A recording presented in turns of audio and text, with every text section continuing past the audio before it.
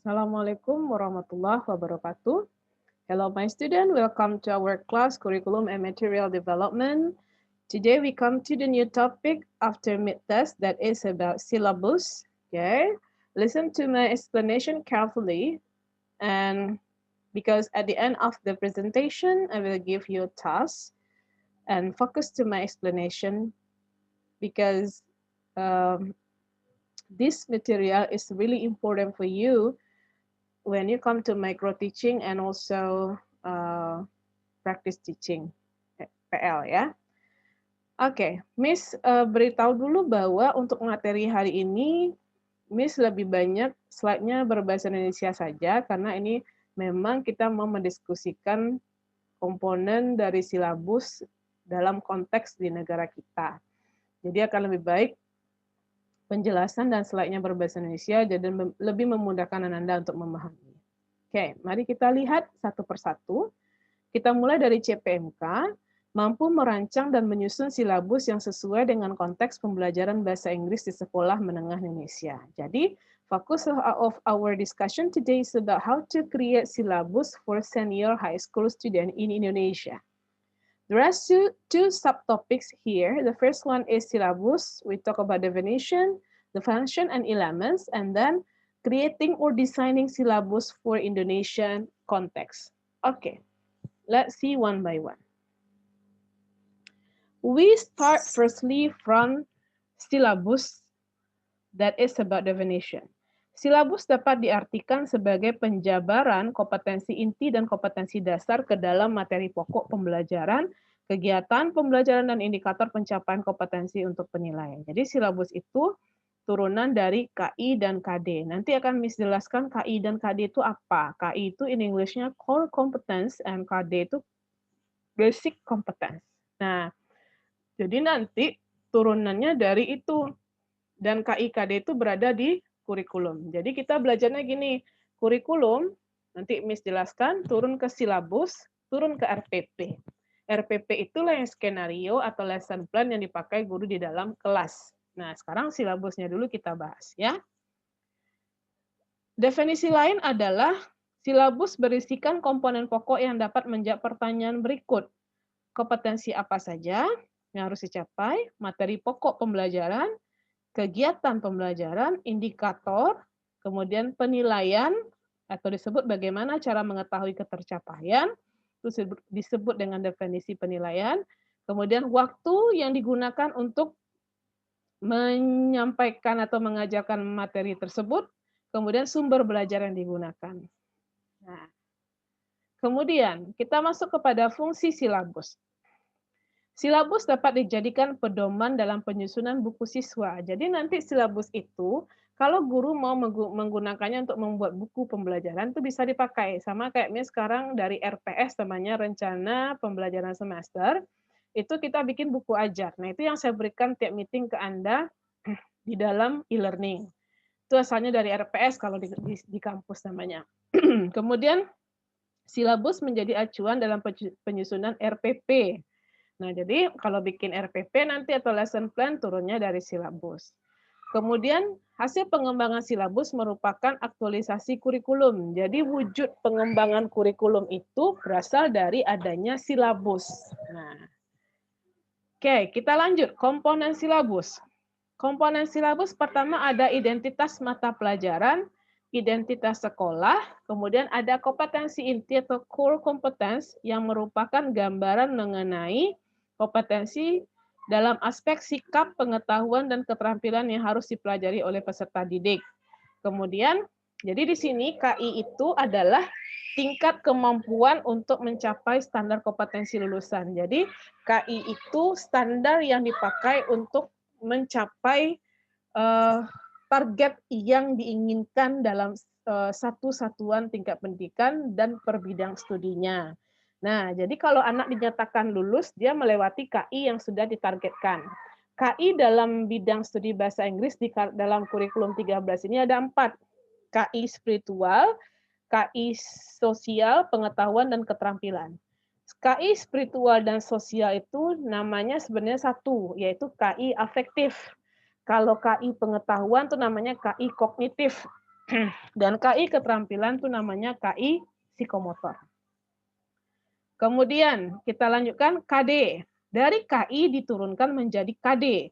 KD merupakan atau dikenal dengan istilah basic competence, merupakan kemampuan spesifik yang mencakup sikap pengetahuan dan keterampilan yang terkait muatan atau mata pelajaran. Jadi isi dari KD itu dia turunan dari KI, tapi isinya tetap 4 aspek tadi, tapi materi ajar lagi yang mau diberikan. Nah, lebih spesifik. Jadi KD itu adalah kemampuan untuk mencapai kompetensi inti yang harus diperoleh peserta didik melalui pembelajaran. Nah, KD berisi kemampuan yang harus dicapai dan dikuasai peserta didik dalam mata pelajaran tertentu. Dan ini digunakan KD itu sebagai rujukan dalam membuat indikator pembelajaran. Nah, jadi habis KD ini indikator lagi. Nah, bertingkat semuanya, KI, KD, indikator. Oke. Ini dia. Indikator pembelajaran.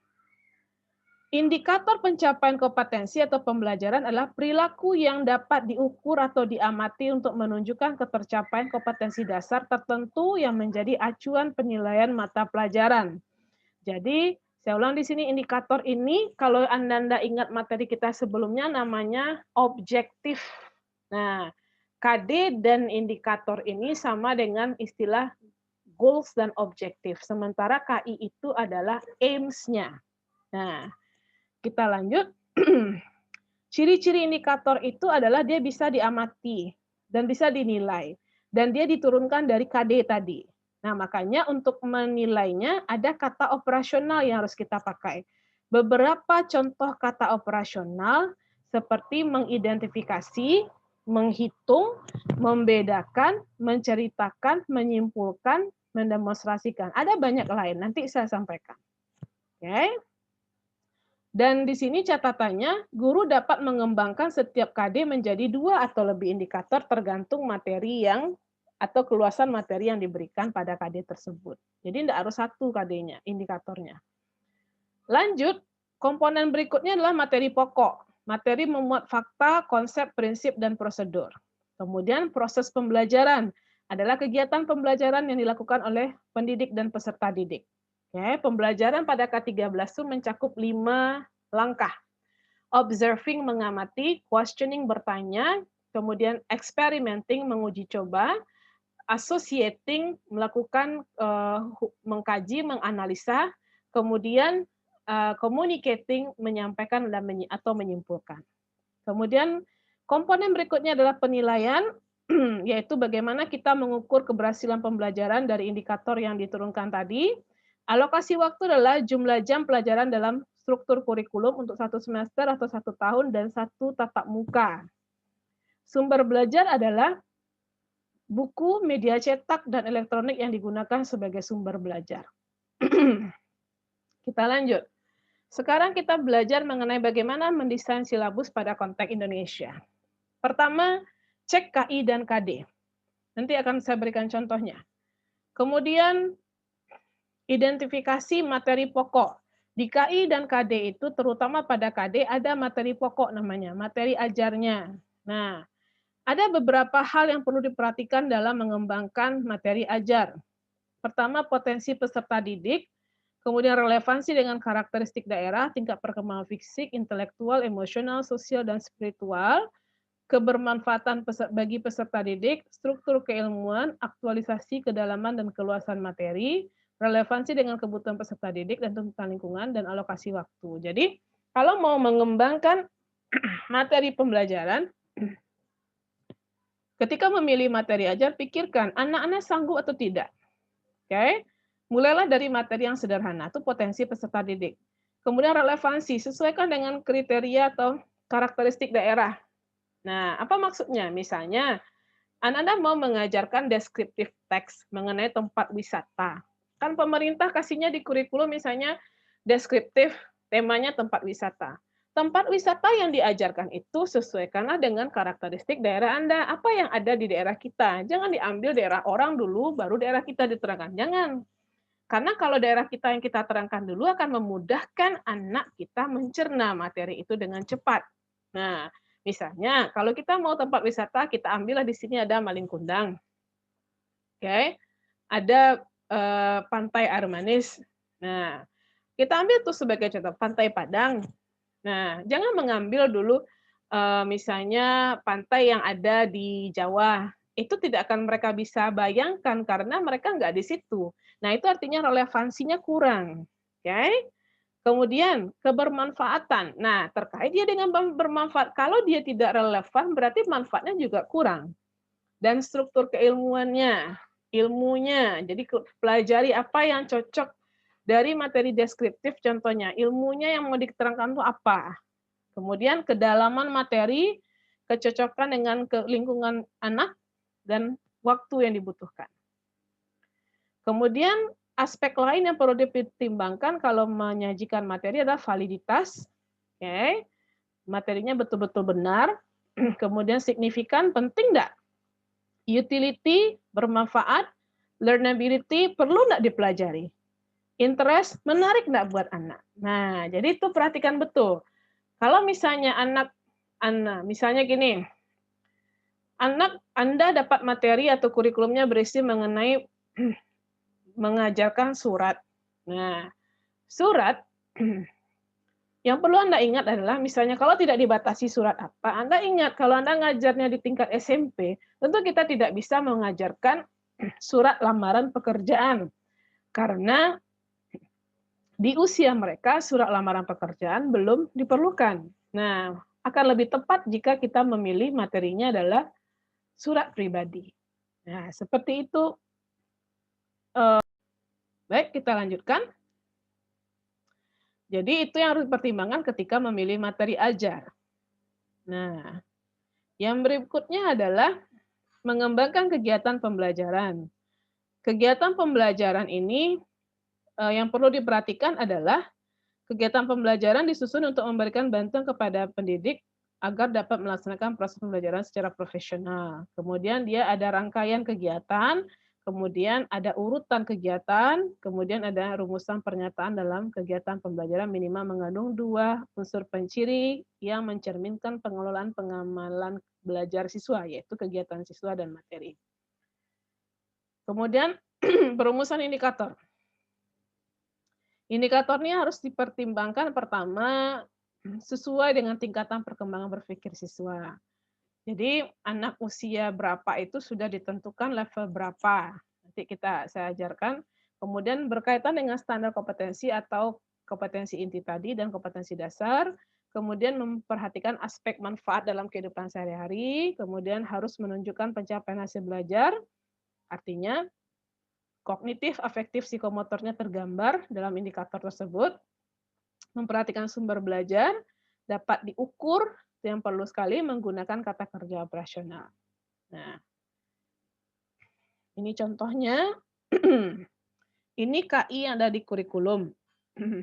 Nah, ini KI-nya. Ini kalau Anda bikin, ini tidak perlu dibikin, maksudnya tidak perlu dipikirkan, salin aja dari kurikulum.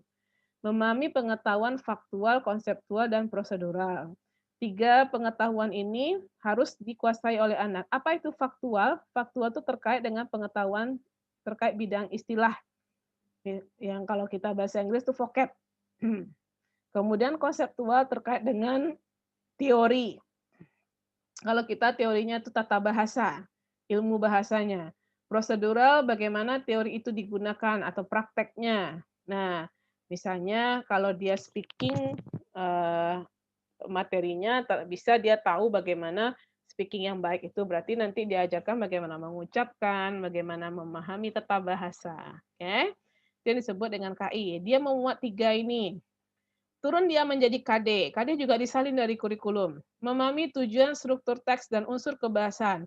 Memahami ini adalah target yang mau dicapai. Ini dari pemerintah ini. Jadi anak paham dengan tujuan, struktur teks, unsur kebahasaan. 3 materinya. Jadi kalau dia mau materinya apa? Materinya, ingat ini, materinya adalah perkenalan diri. Nah, kita ulang. Dia harus paham tujuan, struktur teks, dan unsur kebahasan, lisan dan tulis teksnya, berarti untuk perkenalan dirinya bisa lisan dan tulis terkait ini, 3 hal ini.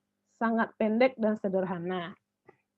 Nah, Jadi di sini anak harus paham tujuan perkenalan diri, anak harus paham struktur perkenalan diri, anak harus paham unsur kebahasaan perkenalan diri. Nah, makanya itu yang kita turunkan menjadi indikator. Bagaimana kita menunjukkan anak paham ini? Caranya gimana? Indikasi apa yang mau kita pakai? Nah, itu indikator itu. Kita turunkan menjadi kata yang teramati. Kalau memahami kan tidak teramati. Anda tahu orang paham bagaimana caranya? Nah, kita minta dia mampu menjelaskan tujuan dari perkenalan diri, lisan, dan tulis. Kalau dia mampu menunjukkan, menjelaskan tujuannya, berarti KD ini tercapai yang tujuan. Kalau struktur teks gimana? Orang memperkenalkan diri itu strukturnya maksudnya apa? Ada pembuka, ada penutup. Kita kan perkenalan diri itu ada saying hello segala macam, kemudian apalagi nama, alamat, kemudian apalagi ada strukturnya, baru penutup. Tidak mungkin kita memperkenalkan diri, kita tutup dulu, baru kita memperkenalkan diri. Nah, itu anak kenal itu. Jadi kalau mampu dia menjelaskan cara memulai perkenalan diri, nah berarti dia tuntas. Menjelaskan jenis informasi yang diberikan. Nah, ketika dia informasi yang diberikan itu apa saja? Kemudian menjelaskan cara menutup perkenalan diri. Nah, dia mampu nggak menutup perkenalan dirinya? Nah, kemudian itu struktur teks dan unsur kebahasaan lagi, tata bahasa. Bagaimana cara membuat anak paham mengenai tata bahasa perkenalan diri? Minta dia mengelompokkan bentuk kalimat simple present yang digunakan. Kenapa simple present? Dalam perkenalan diri itu lebih dominan pemakaian simple present. Minta dia mengelompokkan jenis WH question. Kalau dia bisa melakukan dua ini, berarti paham dia unsur kebahasaan dari memperkenalkan diri. Itu maksudnya dijelaskan pada indikator.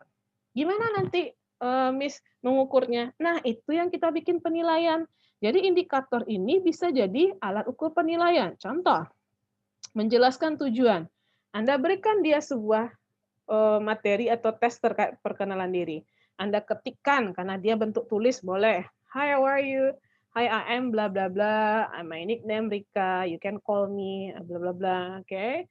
I live at. My hobbies are. Nah, Anda bisa berikan pertanyaan.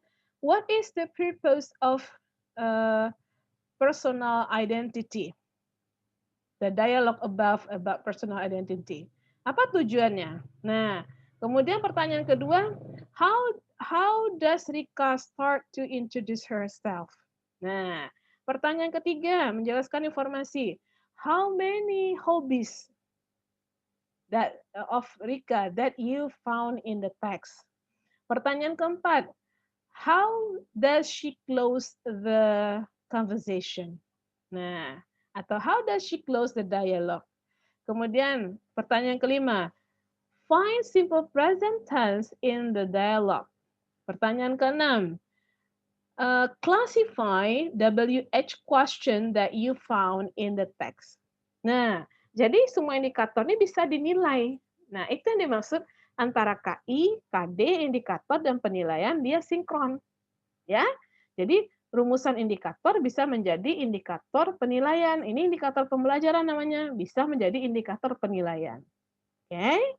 I hope you can understand it well. Nah, kita lanjutkan, kita lakukan penilaian lagi. Penilaian macam-macam, ada tes dan non-tes. Nah, instrumennya misalnya tes tulis, dapat berupa tes uraian, esai, pilihan ganda, isian, tes lisan, berupa daftar pertanyaan, unjuk kerja, identifikasi, simulasi, conversation itu unjuk kerja namanya itu. Dialog itu unjuk kerja itu. Penugasan ada project, tugas rumah, PR, observasi itu berarti untuk penilaian menggunakan lembar observasi. Anda boleh cari di internet nanti karena di mata kuliah asesmen juga akan dibahas ini. Observasi menggunakan lembar observasi untuk biasanya dipakai orang untuk penilaian sikap. Nah, sikap belajar itu dipakai lembar observasi. Wawancara menggunakan pedoman wawancara ini juga kebanyakan dipakai pada penilaian sikap. Kemudian portofolio menggunakan dokumen pekerjaan, karya atau prestasi siswa. Portofolio ini artinya kumpulan tugas siswa. Jadi misalnya writing. Tugas pertama Anda dibikin rating 1, rating 2 sampai berapa buah rating yang dikumpulkan. Ada enggak kemajuannya? Itu portofolio. Dibikinkan map-nya nanti. Nah, itu portofolio tuh biasanya kebanyakan orang pakai untuk penilaian writing. Kemudian penilaian diri menggunakan lembar penilaian itu self assessment. Itu biasanya dalam penilaian sikap dipakai penilaian diri. Anda diberikan pertanyaan tentang diri Anda. Jujur menjawabnya atau tidak itu tergantung Ananda. Ya, itu bentuk penilaian. Kemudian alokasi waktu adalah waktu yang dibutuhkan untuk menyelesaikan KD.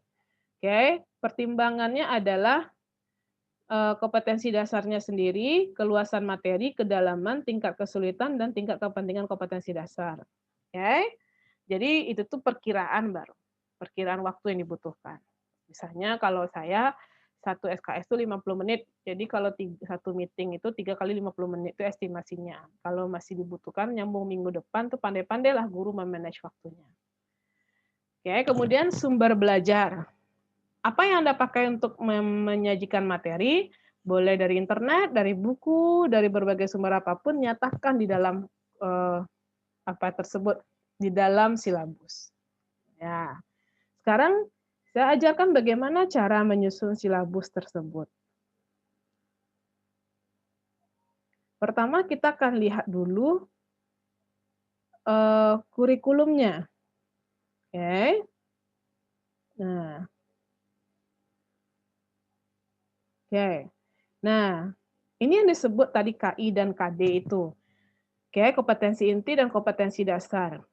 Ada 4 kompetensi inti, kompetensi sikap, spiritual, sosial, pengetahuan, dan keterampilan. Nah, ini rumusan kompetensi inti spiritual, menghayati dan mengamalkan ajaran agama.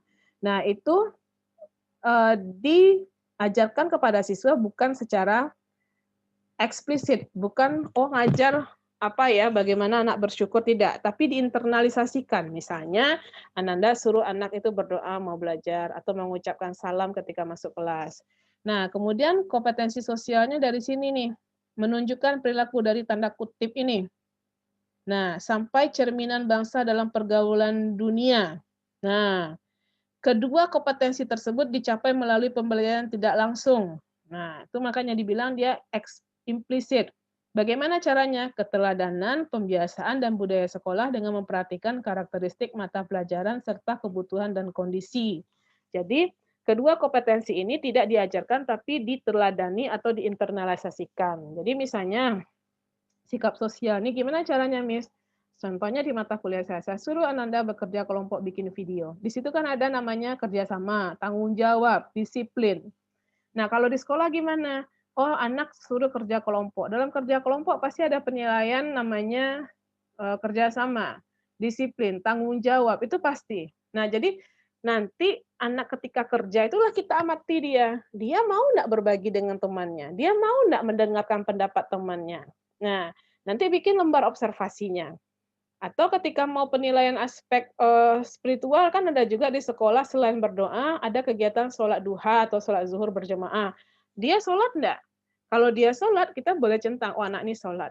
Nah, berarti spiritualnya bagus. Mau belajar tuh dia berdoa main-main enggak? Kalau enggak main-main berarti spiritualnya bagus. Kalau dia mau masuk kelas, baca salam enggak? Nah, itu bentuk internalisasinya. Atau Anda bisa juga menginternalisasikan dengan memasukkan kalau kita muslim hadis dan ayat Al-Qur'an terjemahannya ketika mengajarkan materi tertentu. Misalnya belajar mengenai ungkapan membantu, expression of asking help. Nah, agama kan mengajarkan itu. Carikan ayatnya, bacakan terjemahannya. Itu disarankan dalam pembelajaran, dalam K13 ini. Jadi, kedua kompetensi ini itu dinamakan dengan kompetensi afektif, sikap afektif. Dia tidak diajarkan tapi dibiasakan dan diteladani. Nah, itu kita tidak menurunkan indikatornya karena dia sudah ada, tidak perlu kita atik. Nah, yang perlu kita turunkan indikatornya nanti dari KI 3 dan KI 4. KI 3 itu disebut dengan KI pengetahuan. KI 4 disebut keterampilan. Pengetahuan itu istilah lainnya kognitif dan keterampilan istilah lainnya adalah psikomotor. Nah, ini dia. Memahami, menerapkan, menganalisa pengetahuan, ini dia, faktual, konseptual, prosedural. Tadi udah singgung. Faktual itu pengetahuan terkait istilah. Nah, vocab kalau kita. Konseptual itu terkait teori, prosedural itu terkait cara melakukan sesuatu. Nah, ini yang mau kita terapkan atau kita share kepada anak.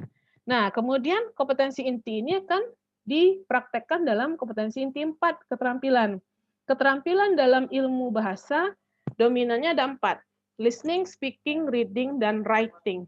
Nah, jadi ini mengolah, menalar, dan menyaji dalam ranah konkret. Ini kan belum nampak apa yang mau ditagih. Itu namanya KI ini global, intinya adalah 1 tahun pembelajaran bahasa Inggris, ini target yang dicapai pada pengetahuan dan keterampilan.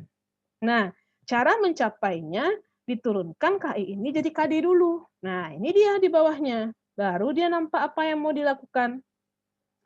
KD, 3 tadi di atas menjadi 3.1, 4 di atas menjadi 4.1 dan seterusnya, ya.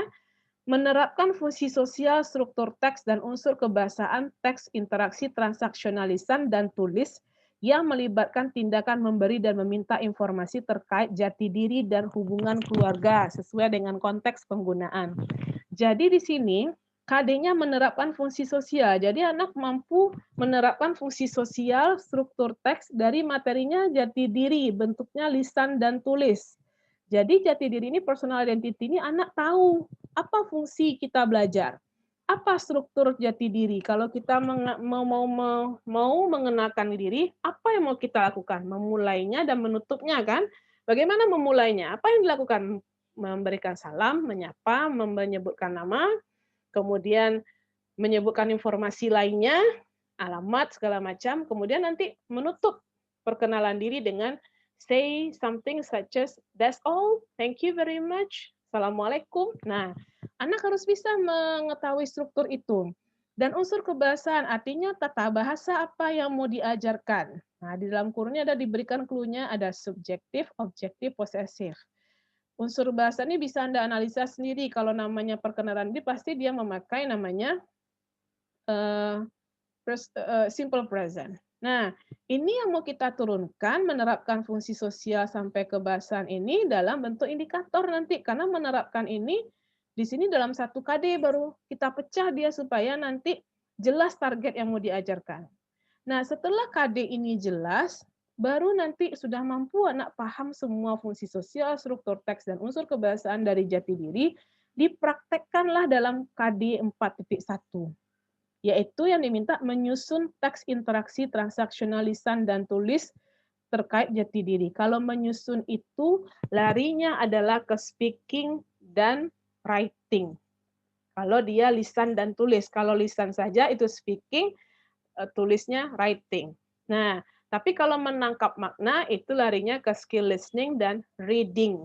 Kalau menangkap makna lisan itu listening, menangkap makna tulis itu adalah reading. Nah, jadi di sini berarti Ananda harus bisa membuat anak Ananda itu mampu mempraktekkan bagaimana memperkenalkan diri dalam lisan dan tulis. Nah, karena itu yang diminta di kurikulum. Kalau di sini anak tahu fungsi sosial, struktur teks, unsur kebahasaan dari jati diri, lisan dan tulis juga. Berarti waktu menerangkan itu dia bisa ketika kita kasih materinya listening, dia tahu fungsi sosialnya, dia tahu struktur teksnya, dia tahu mengenai unsur kebahasaannya. Kalau dia kasih bentuk bacaan, ada dialog kita kasihkan, dia juga bisa mengidentifikasi, oh ini simple present ini. Oh ini bentuknya adalah istilahnya yang dipakai ini nih. Name itu nama, itu alamat tuh address ini alamat ini. Kenal dia. Nah, itu yang dimaksud dengan KD. Oke. Biasanya 1 KD 3.1, 1 pula, 4.1 pula KD 4-nya. Tapi ada juga yang KD 4-nya 2, seperti ini contohnya. Nih, ini 3.4, 4-nya 2, 441, 442. Jadi 2 KD psikomotor yang mau dicapai. Nah, sekarang saya rasa sudah paham ya untuk yang KD-nya. Jadi nanti KD ini tadi udah Miss bilang, KI turun ke KD, KD turun ke indikator. Nah, kita lihat bagaimana merumuskan indikator. Oke. Nah, ini dia. Nah, oke. Indikator itu diturunkan dari KD. Misalnya tadi ada KD menerapkan fungsi sosial. Oke. Nah, ini Anda boleh pakai bacaannya pengetahuan faktual, konseptual, prosedural. Kalau lupa boleh dibaca lagi. Nah, kita masuk kepada ya ini dia. Kalau KD3 itu namanya kognitif. Nah, ini dia. Lihat, tadi ada kata-kata dalam KD3 itu menerapkan 3.1. Ini dia, kata menerapkan. Ini kata kerja operasional. Jadi kalau mau bikin indikator, seperti yang saya berikan di slide saya, menjelaskan ini segala macam, itu mengambil kata-katanya dari sini. Anak-anak boleh akses juga di internet, taksonomi Bloom namanya, itu ada domain kognitif, afektif, psikomotor, boleh juga dipakai. Nah, ini yang saya dapat nih dari sekolah yang biasa memakai ini untuk pembelajaran. Nah, jadi kalau menerapkan tuh apa wujudnya supaya kita bisa melihat anak itu mampu nanti. Anda boleh menggunakan, membuat indikatornya misalnya kalau menggunakan cocok, nah kalau rasnya belum cocok jangan dipakai. Nah, boleh pakai menerapkan lagi, boleh. Boleh pakai memecahkan, boleh mengubah, boleh menanggapi, boleh menentukan. Misalnya menentukan fungsi sosial dari teks yang dibaca, menentukan menentukan simple present dari dialog yang dibaca, boleh menentukan tujuan kalau kita pakai fungsi sosial, unsur kebahasaan, atau misalnya menentukan cara memulai percakapan. Nah, itu tergantung kecocokannya lagi. Jadi anak-anak boleh pilih di sini, oke, tanpa anak-anak bisa pilih salah satu yang ada di sini sesuai dengan level yang ada pada KD-nya. Kalau pada menerapkan berarti pilih ini. Nanti kalau dia memahami, pilih ini untuk membuat indikatornya. Miss boleh nggak pakai yang lain dari internet? Asal mereknya taksonomi belum understand tuh boleh. Nah, oke. Nanti untuk psikomotor ini pula yang dipakai. Imitasi, meniru, manipulasi. Nah, ini kata-kata operasionalnya yang boleh kita pakai yang menunjukkan bisa dinilai. Misalnya anak misalnya menampilkan dialog. Nah, berarti kan level 3 tuh, boleh menampilkan dialog kan terukur itu. Berarti nanti pakai rubrik. Nah, ini cara menurunkan indikator pembelajaran yang kita turunkan dari KD menjadi yang bisa dinilai. Ah, ini kata kerjanya di sini. Anda boleh pilih. Oke. Nah, kita lanjutkan. Ini contoh silabus. Nah, kita coba lihat ya dari komponen. Ini silabusnya. Nah, ini komponen silabus ini. Pertama mulai identitas. Anda boleh lihat. Kemudian ada KI. KI ini salin saja dari kurikulum. Nanti saya share di e-learning. Kemudian nanti KD. Nah, KD-nya kita salin juga. Mulai dari kalau anak ambil 3.1, salin semua isi KD 3.1 yang dari kurikulum. Tidak boleh dirubah. Nah, ini yang materi pembelajarannya. Baru kita rancang. Mana materinya? Ini dia, fungsi sosial, struktur teks, dan unsur kebahasaan. Anda bikinlah fungsi sosial dari perkenalan diri itu apa? Struktur teks perkenalan diri itu apa? Unsur kebahasaannya apa? Nah, ini dia, ini fungsi sosial. Mengenalkan, menjalin hubungan interpersonal. Ini ada di internet atau di buku ajar sekolah. Jadi membuat ini silakan melihat buku ajar sekolah, buku siswa, dan di internet. Strukturnya kalau kita mau perkenalan diri itu memulai menanggapi. Nah, kemudian unsur kebahasannya apa? Nah, ini ada verbs. Nah, kemudian ada subjek pronoun I karena itu tidak lepas dari kita ketika perkenalan. Ada kata ganti my, your, kata tanya which, okay, nominal. Nominal verbal ini kan sudah terkait dengan simple present ini. Oke. Okay. Kemudian topiknya diminta tadi apa? Deskripsi diri dan keluarga. Nah, itu yang materi itu. Ini bisa Anda cari di internet. Kemudian indikator. Nah, inilah 3.1 menjadi 3.11. Karena dia indikator pertama. Jangan dirubah angka-angkanya. Kalau Anda ambil 3.2, bikin aja 3.2 di sini. Berarti di sininya 3.21. Tidak boleh dirubah-rubah ya. Nah, jadi kita urai dari sini satu-satu. Nah, kalau ini karena menerapkan dia memakai menentukan fungsi sosial. Oke. Menentukan fungsi sosial, struktur teks dan unsur kebahasaan terkait jati diri. Membedakan fungsi sosial. Sudah menentukan, sudah tahu dia bisa membedakan. Nah, Berarti semakin lama semakin naik dia yang ditagih. Menggunakan, berarti dia bisa nanti mempraktekkan penggunaan jati diri. Oke. Nah, ini Anda pilih dari, eee, list daftar, taksonomi atau daftar kognitif psikomotor yang saya berikan tadi. Lanjut kita kepada komponen berikutnya adalah kegiatan pembelajaran.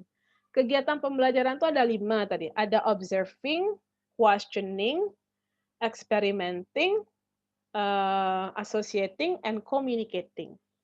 Pada tahap observing itu anak dibuat mengamati. Anda boleh kasih video, audio, dialog, gambar itu boleh. Nah, artinya kegiatan ini harus mewakili indikator ini, supaya indikator ini tercapai. Misalnya, ini dia kasih menyimak dan menirukan beberapa contoh interaksi terkait jati diri dan hubungan keluarga dengan ucapan dan tekanan yang benar.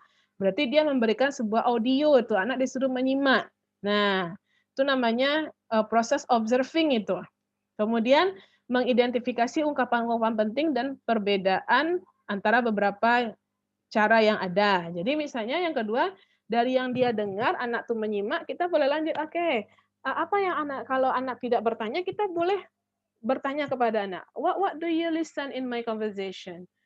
Any expression of, introducing yourself there? Ada ma'am, yang mana?" Nah, itu yang kegiatan questioning kita, oke. Kemudian Anda juga boleh melanjutkan menanyakan hal-hal yang tidak diketahui atau yang berbeda. Oke, apa beda, ungkapan ini yang A dengan yang B? Nah, supaya dia tahu beda nanti bagaimana memperkenalkan nama, nama lengkap, nama pendek, atau panggilan, oke. Nah, kemudian apa lagi yang Anda lakukan? Intinya di sini Anda berimajinasi sesuai dengan indikator. Jadi nanti indikator itu tercapai. Oke.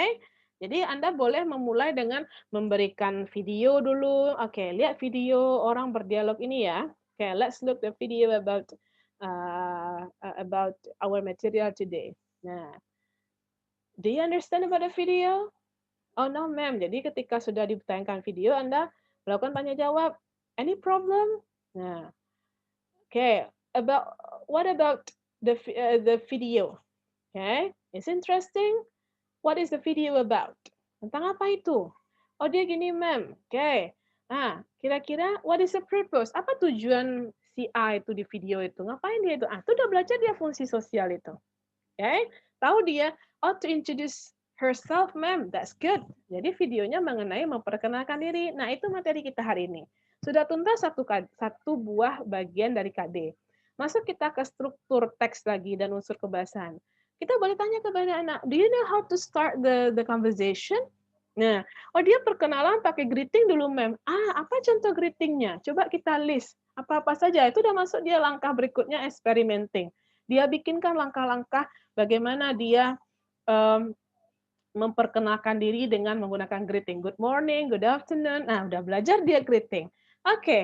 How does she tell about herself? Her hobby, segala macam. Oh, dia mulainya gini, ma'am. Nah, udah masuk dia kepada struktur kedua, mengembangkan informasi. Do you know how to close the conversation? Oh, dia gini, ma'am. Nah, udah masuk dia menutup. Nah, bagaimana mengajarkan mengenai apalagi unsur kebahasaan? Ambil satu kalimat isinya simple present tuh. Apa beda kalimat ini dengan ini? Nah, jadi itu langkah-langkah pengajaran yang Anda bikin di sini, ya. Kemudian masuk penilaian. Nilainya apa tadi yang diminta di dalam kurikulum? Lisan dan tulis. Nah, bedakan lisan dia tesnya mau apa? Listening atau speaking. Mau listening berarti kasih dia teks dan suruh jawab pertanyaan berdasarkan apa yang dia dengar. Nah, bikinkan rubriknya, kriteria penilaian. Kalau speaking juga gitu, cari rubrik speaking, suruh dia praktek perkenalan diri. Nah, kemudian alokasi waktu tuh bisa kita perbaiki nanti. Kemudian masuk kita kepada sumber. Sumbernya sebutkan aja sumber buku apa yang Anda pakai di sini, ya. Kemudian karakter, sikap yang Anda nilai di sini. Sikap apa? Mau jujur, demokrasi, Anda boleh pilih di dalam KI sikap tadi. Nah, begitu dia jabaran dari materi kita. Oke. Saya rasa cukup bisa dipahami. Silakan kerjakan latihan.